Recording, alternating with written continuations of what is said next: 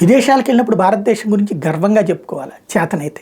ఏ దేశం ఎగినా ఎందుకు ఆలిడినా పొగడరాని తల్లి భూమి భారత్ని అంటారు. కానీ ఏ దేశానికి పోయినా భారత్ సర్వనాశనం అయిపోతుందని అక్కడ మాట్లాడుకొస్తుంటారు రాహుల్ గాంధీ. ఆర్థికంగా పాడైపోయిందంటారు. తీరా చూస్తే వాళ్ళు జిఎస్డిపిలో చూస్తే గ్రోత్ ప్రపంచం మొత్తం మీద నెంబర్ 1 ఉంది. అట్లాగే జీడిపిలో. మరొక వైపున భారతదేశపు ఆర్థిక వ్యవస్థ కుప్పకూలిందని చెప్దామని చెప్పి అక్కడికి వెళ్ళి మాట్లాడతారు ఆయన. తీరా చూస్తే ప్రపంచంలో 5వ స్థానానికి వచ్చింది, బ్రిటన్ కూడా వెనక్కి నెట్టి.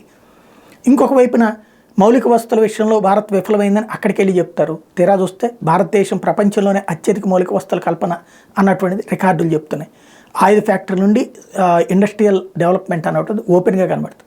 కానీ ఏం లేదని ఆయన చెప్తుంటారు. ఇదే అమెరికాలో సోరోస్ వాళ్ళ మీటింగులకు, అమెరికా, బ్రిటన్, యూరప్ దేశాల్లో పదే ఇట్లాంటి మీటింగులు పెడుతున్నటువంటి రాహుల్ మీద అక్కడ ఉన్నటువంటి పత్రికలే రాస్తున్నటువంటి వార్త.